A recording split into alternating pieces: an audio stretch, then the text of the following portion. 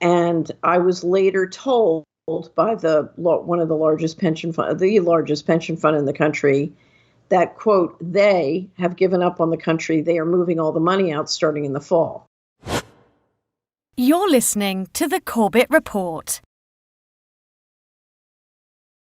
Welcome, friends. This is James Corbett of CorbettReport.com in a conversation that is being recorded on the 17th of September 2019. And today we have a special guest who has been on the program before, but it was several years in the past. I note with some degree of perplexed nature. I don't know why that's been, but let's correct that now. Today we're talking to Catherine Austin Fitts, who I'm sure many of you out there know from her work at Solari.com. If not, why not? You should be checking that website out for all its voluminous detail on, well, especially financial matters, but on a wide range of subjects that impinge on financial matters, which, as we know, is pretty much everything, because everything in the world has some sort of financial aspect to it. For people who don't know, Catherine Austin Fitts did serve as the Assistant Secretary of Housing in the Bush 1 regime back in 1989 and 1990, but that short description does nothing to the voluminous detail of her extensive travels and travails through Washington, the corridors of power, in and out Wall Street, and as an independent journalist and author and someone who's been digging into these issues for years.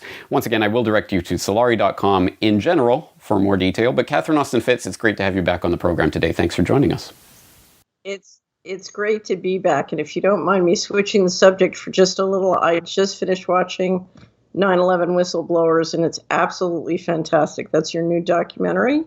As you know, one of my favorite documentaries ever is 9/11 Trillions. And I think you've done as good a job on 9/11 Whistleblowers as 9/11 Trillions. And having that come out on the anniversary of 9/11 was really gratifying for me, and I'm trying to get everybody to watch it. I think it's a real triumph. So congratulations, James. Excellent. Well, thank you very much for that feedback. I do appreciate that. And I think that really isn't off the subject of what we're talking about today, because as I say, everything does have a financial aspect. So it's totally on topic. Absolutely. Well, let's introduce the topic for people, because people might be wondering what we are going to be talking about today. Specifically, we're going to be talking about something that you covered in extensive detail in your 2018 wrap-up of the Solari report, which is available at Solari.com. We'll direct people there for more information about how to receive the report. But this extensively documents a rather remarkable development that took place rather quietly late last year in October of 2018 that many people might have missed, but hopefully not Corbett Report viewers who remember my conversation with Dr. Mark Skidmore from late last year about the Pentagon's missing trillions and all of that.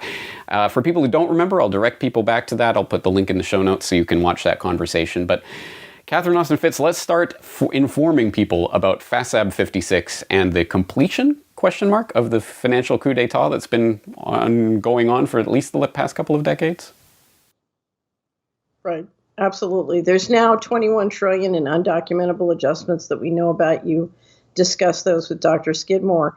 And while everyone was paying attention to, or I shouldn't say everyone, many people were paying attention to Supreme Court Justice's then nominee Kavanaugh's sex life, what was quietly working its way through both the White House and through the Congress was the Federal Accounting Standards Advisory Board. Now, that's the federal one. And it was a policy, James, that would allow both essentially the White House and the government to take sections of 24 agencies plus another 150 federal agencies secret. So now the government is free to have secret books by a process that we're not allowed to know and approved by people we're not allowed to know.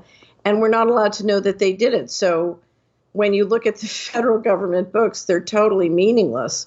And the theory is that an informal policy board can promulgate a policy approved at the sort of administrative level that completely overrides all the financial management laws and the U.S. Constitution requirements on financial disclosure.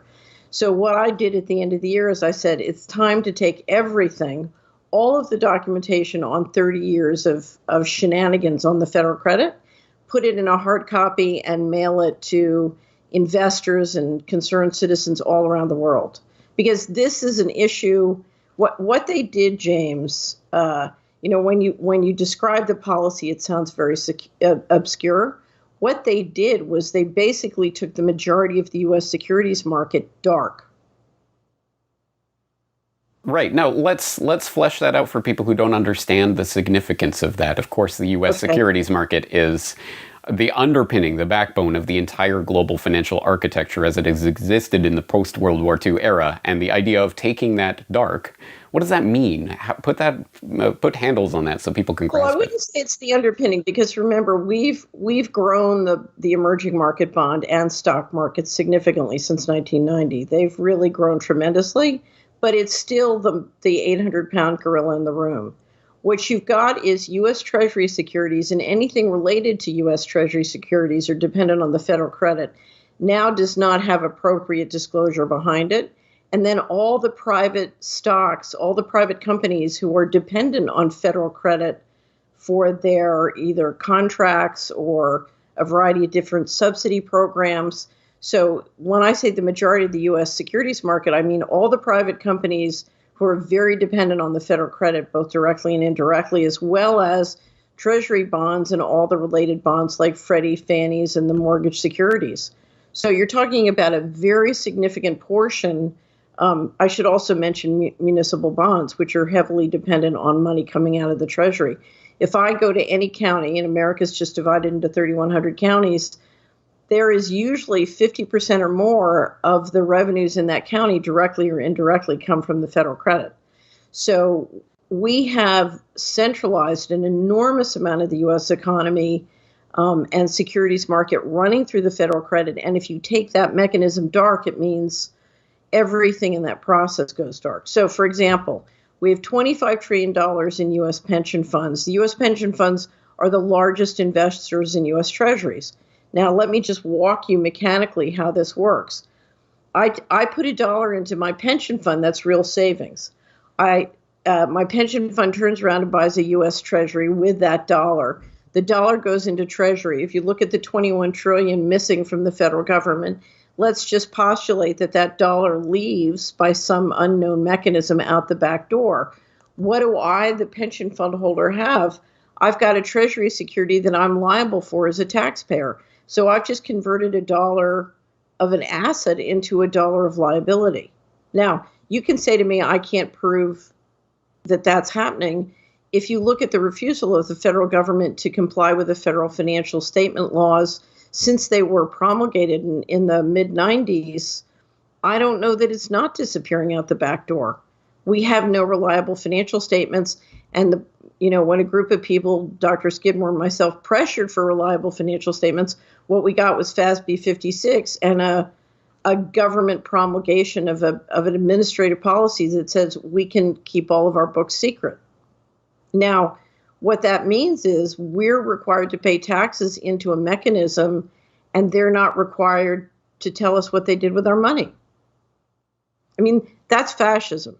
That is not a democracy. That's fascism. So what we're watching is the conversion of the governance model of the United States of America into a straight fascism system.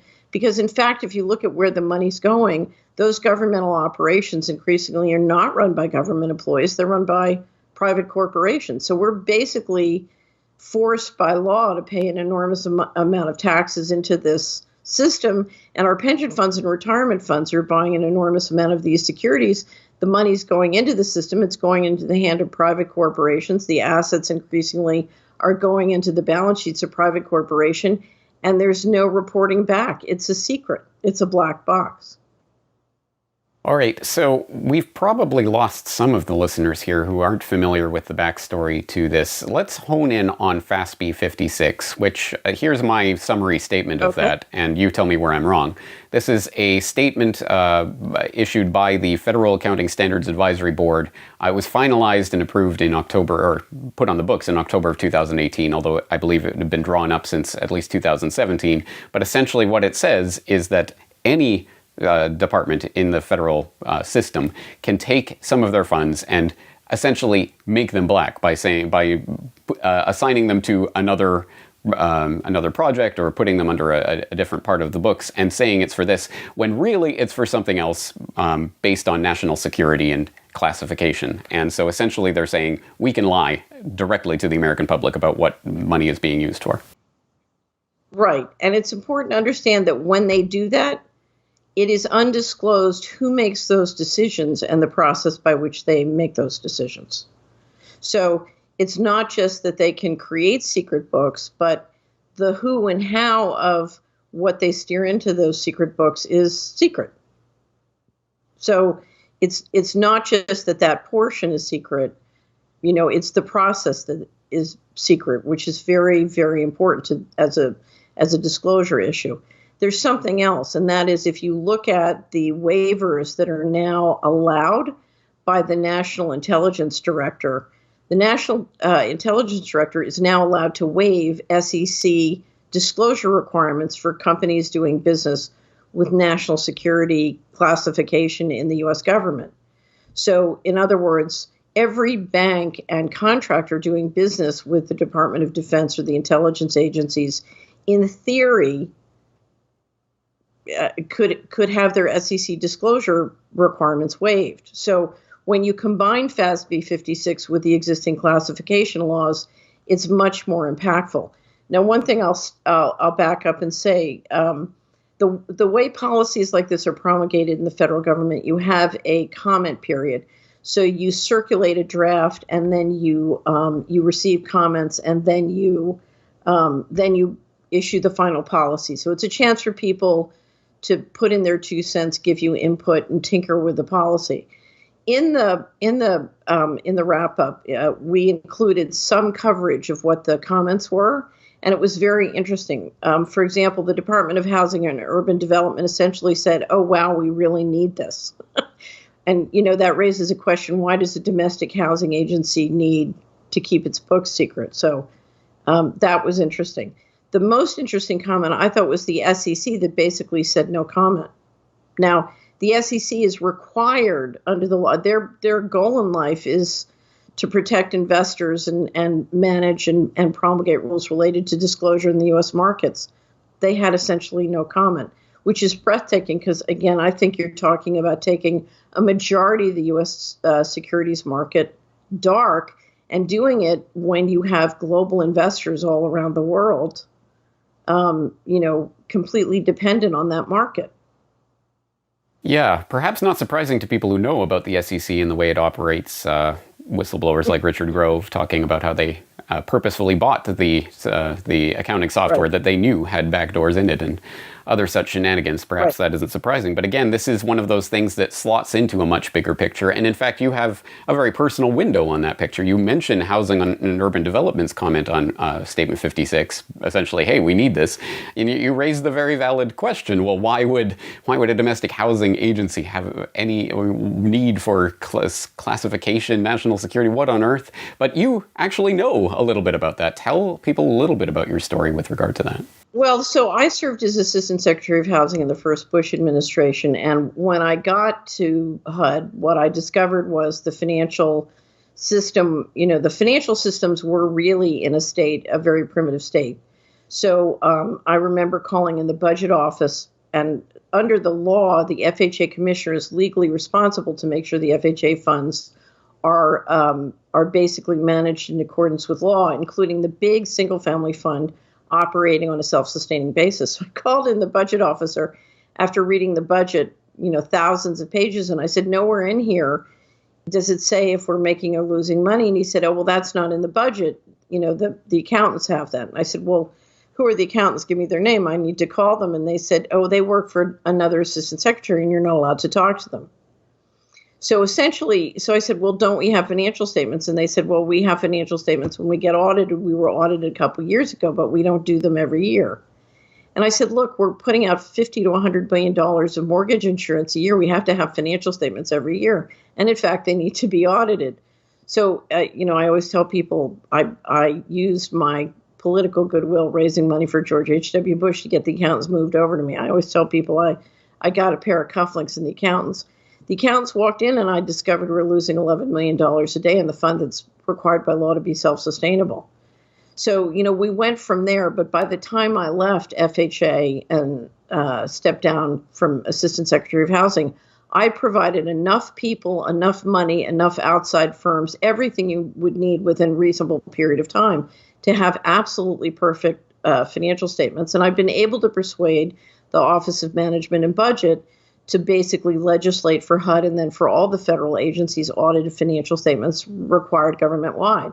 And that's what triggered the event in 1996 that many of these agencies started publishing documents that says we can't produce audited financial statements, and we have this many undocumentable adjustments. And it was through that process that ultimately we started to learn about not only the extraordinary anomalies in the financial statements, but the absolute refusal to publish financial statements and the excuses, an excuse that says, look, I'm having trouble getting my systems to talk to each other, that'll work for a year or two. But when you have a wealth of resources to get the systems to work and you use that excuse for 30 years straight in a row, it's a joke. So it's interesting. I've heard hundreds of excuses about why the federal government can't produce, reliable financial statement. And it's at some point you realize, this is a game, and they have no intention of producing reliable financial statements. Right. It is a joke, and it would be funny if it wasn't so serious. But one aspect of that I have talked about before, and I know you've covered in depth, is specifically related to the DoD, the Department of Defense, and the fact that they've been under a mandate by law to actually produce audited books for the last 2 decades and have been completely unable to do so. As I put in it's not just DoD. We had a law pass, and that's where FASB, the Federal Accounting Advisory Standards Board, got created. Was the law that then instituted a requirement by law that every government agency had to produce audited financial statements, and through that law was given the resources they need to make sure that they could. So that law has been in existence for every agency, and what FASB 56 is basically subverts that, not only for every agency but every governmental entity. And if you add in the classification laws, you can extend it to all the different banks and contractors that do business with the government. And this is important, James, because if you go back and look at the history of the basically sabotage of the federal financial mechanism and disclosure requirements, one of the most important things that happened was when George H.W. Bush took over the enforcement and intelligence line as vice president under Reagan, and an executive order was promulgated that would allow private corporations and private banks to assume very classified and sort of deep national security functions. So basically what you did was you created a secret mechanism that would allow the government to borrow an infinite amount of money, or the central banks to print an infinite amount of money, and pay private corporations large amounts of money to do secret things behind a secret wall, and FASB 56 has made it even more secret.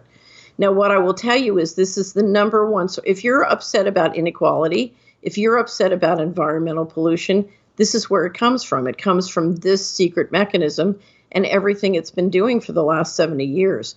But when you turned it over to the private corporations, what you're saying to every politician is, if you slap out more money to this corporation and its stock goes up, then it can afford to give you political contributions. I mean, this is the cycle, the spiral down we're watching in Washington and Wall Street. Government does something that makes the profits go up at a private corporation. Its stock goes up, its investors get capital gains, and the investors turn around and kick back a certain portion in political contributions to Congress. And around we go. If you look at the U.S. stock market, it is outperformed stock markets around the world. And what you realize is it's this very mechanism of pumping in secret money into U.S. corporations that's been driving the U.S. stock market higher. Now, if I'm an institutional investor, I'm looking at that. The question is, how long can the game last? And if you look at what is behind this in terms of the impact on the federal credit, on the Treasury market in terms of credit and credit analysis, I would say that we're levitating in a very big bubble that's dependent on something where there may not be much there. Catherine, surely if there was some sort of problem with the full faith and credit of the U.S. government, one of the ratings agencies like S&P would step in and downgrade the federal government, right? Right, and that's one of the reasons. the first long piece after the introduction in volume 1 of The Real Game of Missing Money. It's a 2-volume presentation. But the first article is one that I wrote with my attorney called Caveat Emptor. And in it, we go through, and this is really written for investors, both institutional and retail investors. The main point of Caveat Emptor, James, is saying you can't depend on anyone else to do the due diligence. The conflict of interests, whether it's on the dealer's side, on the broker's side, on the money manager's side, on the rating agency side, there are too many conflicts of interest. Caveat emptor, buyer beware, you must do your own due diligence. And the point of Volume 1 and Volume 2 is to give you almost everything you would need to do due diligence other than going to the Treasury website and looking at their financial statements, which we didn't republish. The point of the rating agencies in I think it was 2011, I'd have to go back and look at the book, S&P downgraded the U.S. Treasury from a AAA to a AA plus. And the result was a year and a half later, the Department of Justice went after them and almost destroyed them and their holding company. 18 days after they dropped the rating, the CEO of S&P had to quit. So, the guy in charge lost his job. Then the Department of Justice went after them on supposedly a separate issue related to the housing bubble and mortgage-backed securities, but they didn't go after all the other rating agencies who were equally complicit and in a very equal place to S&P on the housing bubble. They just went after S&P. When it was all said and done, as I said, S&P and McGraw-Hill were very badly damaged. It was very expensive, big billion-dollar settlement. And the message clearly was, if you try and downgrade the U.S. credit, you will be destroyed. So if you look now at the potential, why would anybody at Moody's and S&P get, it's a guarantee looking at what happened the last time around that you're going to lose your job, you're going to get fired, or the company's going to be destroyed. So we've reached a point where the rating agencies can't rate the U.S. Treasury. It's too dangerous. Yeah. Mafia tactics 101. And of course, that exposes the shell game for what it is, a shell game. Now, as you say, this is for, clearly retail investors, institutional investors, people in Washington will understand the significance of this and will want to get into the nitty-gritty details. But for a lot of people down at the regular human level, it's issues, the political issues that are dangled in front of us, the income inequality, the environmental pollution, these things also relate back to that. So let's relate this to the human level, and let's go to another event, the defining event of the 21st century, 9/11. How does the missing money play into the story of 9/11? It was very interesting. I had been working for years with a wonderful reporter from Washington who was covering the missing money. She'd written about 6 or 7 articles I was doing research for. And finally, we were wrapping it into a huge story that was going to be published, I think, on September 15th. It was in Insight magazine, which at the time, a complimentary copy went to every Senate and House office. And James, it was an incredible article. It finally got published several months later, but it got no attention. But it brought it down to a state level and showed every American for their state how much you had lost per person. Lots of graphs and charts. It really brought the whole issue home, and it was going to be a big cover story. And it was interesting because we were working on it the weekend before, September 9th, and I had a very famous incident happen to me at my church about 9/11, which I can tell you later. But I called the reporter after church and said, this story's really going to have a major impact. It's really going to go. The next day was September 10th, and Donald Rumsfeld gives a press conference and says there's $2.3 trillion missing from the Department of Defense. Actually, it was 3.3, but he just mentioned 1 year. And it was interesting because I called Kelly and we were talking about it, and I made the mistake of saying nothing can stop this story going now, because we assumed that when Rumsfeld did it, he was trying to get ahead of Kelly's story, because it was going to have quite an impact that Friday. And of course, we were wrong. And the rest is history. You know what happened the next morning. That was 9/11. And boom, immediately DOD gets a $48 billion appropriation increase, and we're off to the races, and nobody cares about the missing money. And the Pentagon and WTC-7, did they have any financial records that might have pertained to what was going on?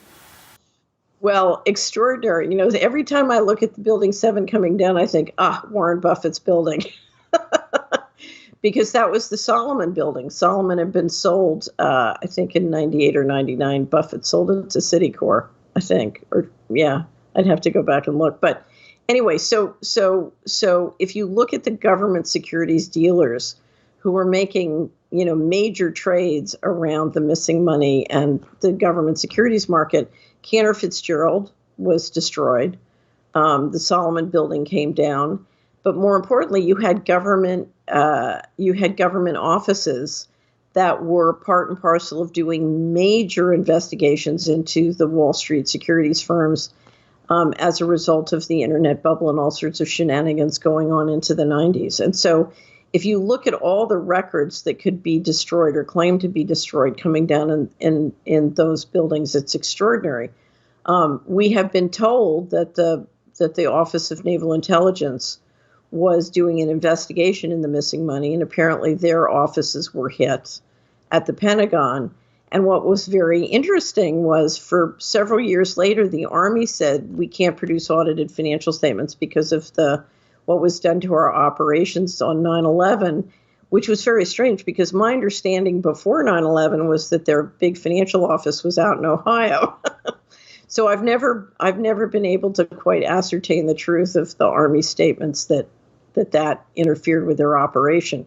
But whether it destroyed records that could, help that Office of Naval Investigation or the Office of Naval Investigation or, providing an excuse not to produce audited financial statements, 9/11 was an extraordinary milestone in making the financial coup, what I call the financial coup d'état, going.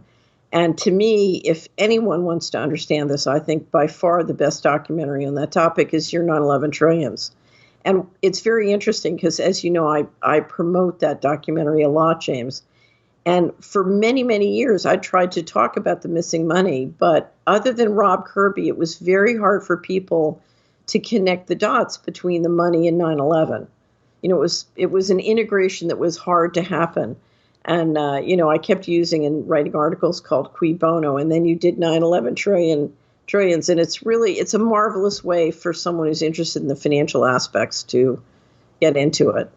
You just raised a very important point there, almost in passing. You say the records that were destroyed in WTC-7 or the Pentagon or claimed to be destroyed, and that's a key part of it. How many records were just destroyed on that day, and they say, "Oops, it was in that building. Trust us." So now you can't see it, right? I mean, that's an easy way to. A financial firm. If you look at disaster recovery plans, a financial firm is never going to have all their data in one building. Yeah, exactly. They're going to have data stored off-site. But it's a very common excuse. Well, I don't know if you've ever heard me talk about this, but I remember when we were doing the HUD loan sales, we had to go in and get the mortgage files for the defaulted mortgages in Region 6. And they were held at the Murrah building in Oklahoma City. And I was very nervous about it because the rumors about both Bush and Clinton, you had Texas and Arkansas in the same region. And so the Iran-Contra files, that was all the files on the Iran-Contra defaulted mortgages. And the rumors about the fraud in those files was very significant. And of course, the problem when you auction off a mortgage with a file that's, you're auctioning off the legal liability, which is why sometimes you'll see bidders bid way above market to make sure they get that loan because they're looking to get the file. And anyway, so I was a little nervous about going in and getting the file. And we were about to send in the team of auditors and contractors to go get all the files. And right before we went in to get them, ba-boom, they blow up. Convenient. All right. Well, let's. I'm always telling people don't work in a building or on programs that are connected to massive amounts of securities and mortgage fraud because they tend to blow up or, the incident of fire, if you look at where the worst fraud was in the mortgage portfolios across the country, the incident of fires was significantly higher in my personal experience. Now that's anecdotal, but I think there's a reason to stay clean and stay away from fraud. Right. Not only those physical safety aspects of it, but also the ethical reasons for avoiding being part of something that's demonstrably horrible and ultimately going to end up badly for everyone. And we've referred to this as the financial coup d'etat. Let's talk about that in broader terms. I think we can trace this back, at least the origins, to 1947, the creation of the national security state. As I believe you've talked about before, it really culminated in the 1990s. It was perpetuated and continued through 9/11. Given the broad scope of this very long-term agenda, what really is the significance or meaning of FASB 56 then? Why do they need this type of statement in order to perpetuate and continue something that they've clearly been doing demonstrably for decades? So I think of FASB 56 as 9/11 too, in this respect.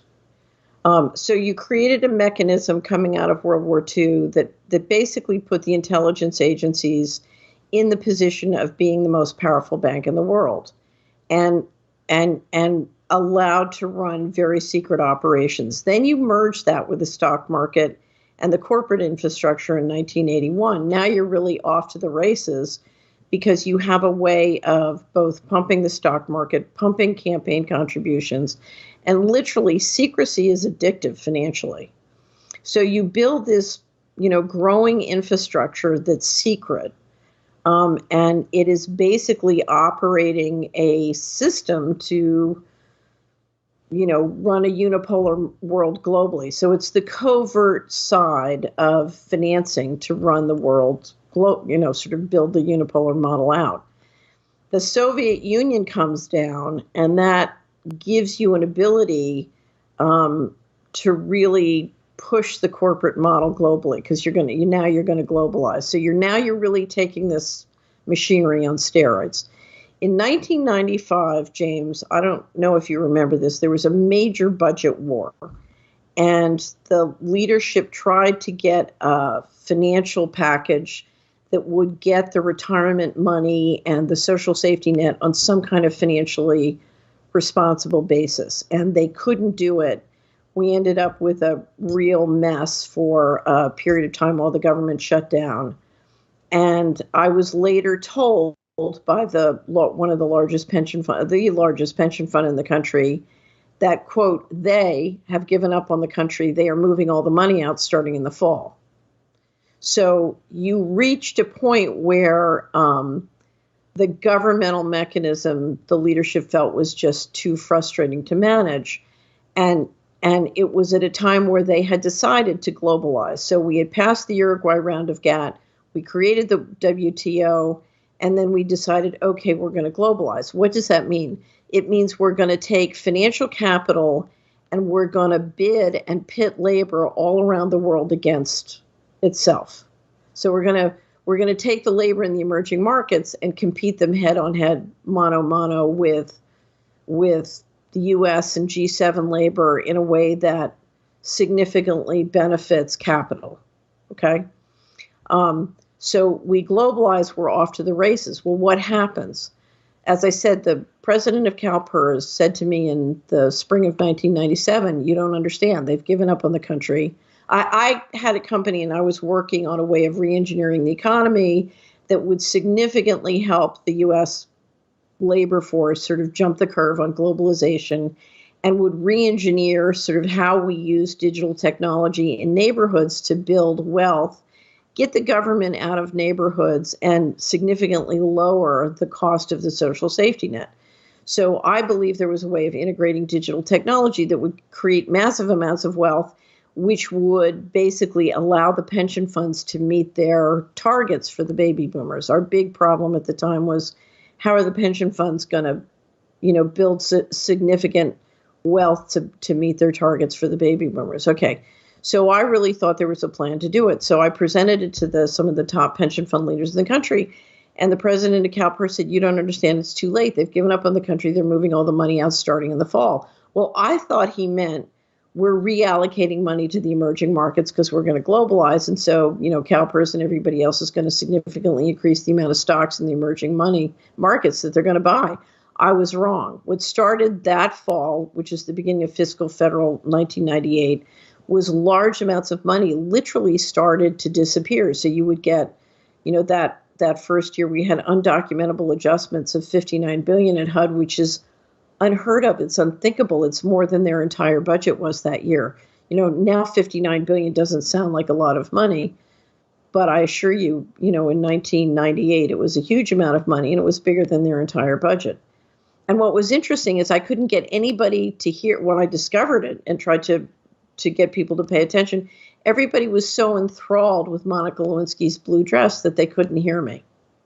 And it was interesting because, so money started to go missing. And I'll tell you something, when money starts to disappear like that without any internal controls, you get a variety of parties who have enough money to buy everybody. That's one of the things I learned, because I was the former Assistant Secretary of Housing and the former lead financial advisor to the Department of Housing and Urban Development, trying to warn everybody about the housing bubble and where this was going to go, because we were liquidating our wealth as a nation, but nobody realized it because we're just having a bubble and everybody thinks they're having a party and they're going with the flow. So I tried to warn everyone. And one of the things I discovered is between the central bank, the Treasury, and the deep state, they can buy almost everybody because they have an infinite amount of money to do it. And of course, as you know, they could buy the media. So the reason the Soler report and the Corbett report exist was, we got tired of fake news. Yeah, fake news before it was called fake news. Right. So money started to go missing and went missing. And in the volume 2 of The Real Game of Missing Money, I described my 30-year personal history of trying to, because I never sat down, James, and said, look, I'm going to warn everybody that there's money disappearing from the federal government. That was never a big life goal.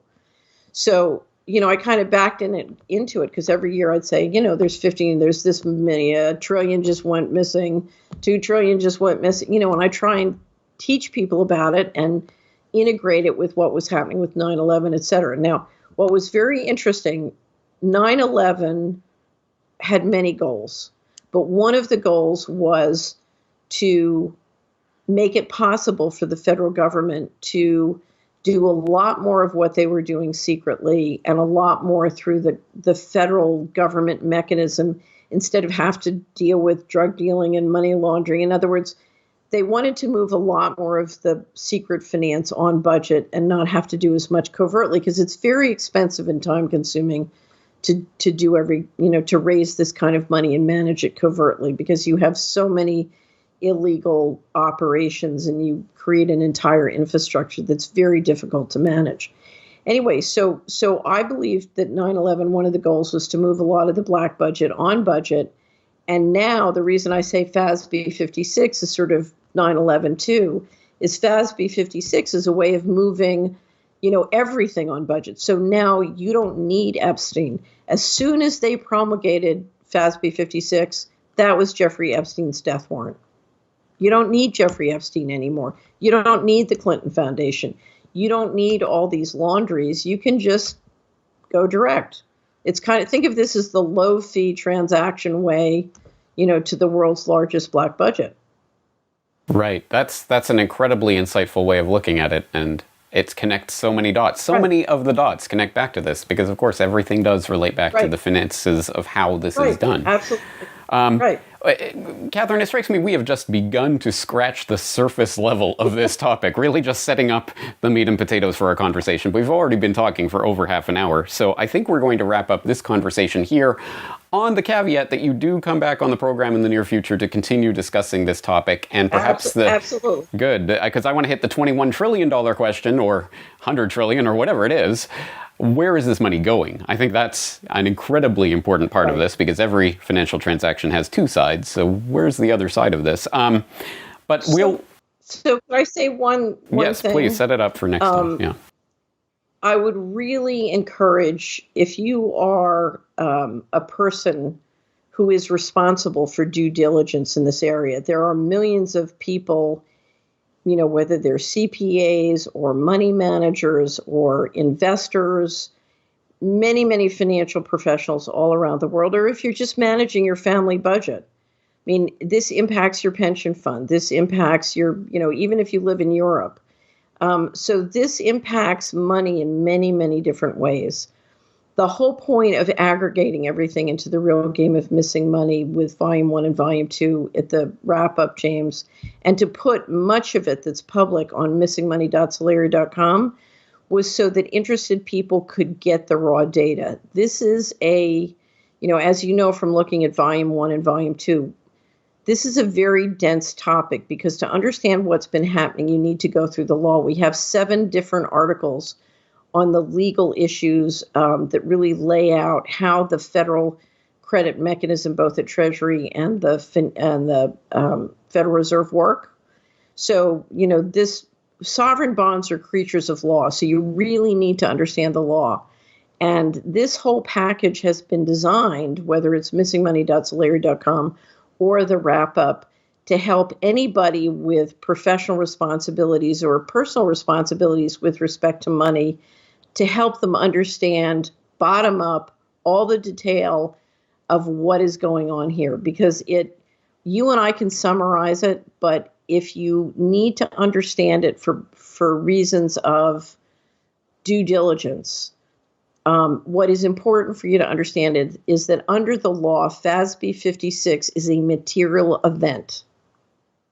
That means that the U.S. Treasury and any related credit has materially changed, and it materially changed in a very secret and silent way.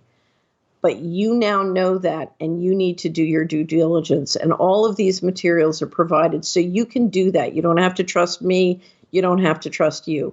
You can go in and get all the gory detail and go through it yourself. You can find all the government documentation. It's all up there on the website. Anyway, but I would really encourage you to understand that everything you need to do a complete due diligence is there. And I would encourage you to do it. And the point of this half an hour is to ring the bell and say, there has been a material event. You need to do due diligence. And only you can do it. No one else can do it for you.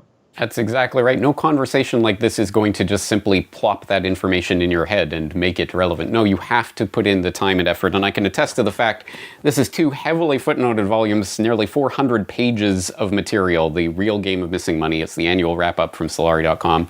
You've talked about missingmoney.solari.com, which we referred to in our conversation with Dr. Mark Skidmore. There's all sorts of material available at Solari.com. How do people get their hands on this report? If you go, the report is subscribers only. It's available in PDF and flipbook, so you can go to Solari.com and subscribe. And then if you don't want to pay for a premium subscription, which is print and digital, you can just subscribe for a month, a half a year, and then go to the store and buy it. Now we have, if you know a subscriber, if you don't want to buy it, you know a subscriber, we have encouraged all of our subscribers, feel free to print it out and give it to your friends. Feel free to send them a PDF. So you can distribute this widely if you are a subscriber, or you can get it from a subscriber if you know one. All right. Well, we are going to be linking up your site and the relevant articles and things that we've been talking about as well, so people can start delving into it and hopefully get their hands on this report, which, as I say, we have barely begun to scratch the surface. So much detail in here. Catherine Austin Fitts, thank you for your time today, and I'm looking forward to talking to you again in the near future. Thanks, James. Have a wonderful day. And again, congratulations on 9/11 whistleblower. Great job. Since the day of 9/11, we've been told what happened. Freedom itself is under attack. We've been told who to blame. The Taliban and Al-Qaeda. Osama bin Laden. Terrorists in the terrorist network. Osama bin Laden, the leader of Al-Qaeda. We've been told what to think. Let us never tolerate outrageous conspiracy theories concerning the attacks of September the 11th. But if you haven't seen 9/11 Trillions or 9/11 War Games, you don't know anything about 9/11. Some might ask, how in the world could the Secretary of Defense attack the Pentagon in front of its people? We had 4 war games going on September 11th. $8.5 trillion. The most extraordinary coincidences in the history of mankind. I've never seen so much real-world stuff happen during an exercise. It is, I was going to say terrifying. 9/11 Trillions and 9/11 War Games.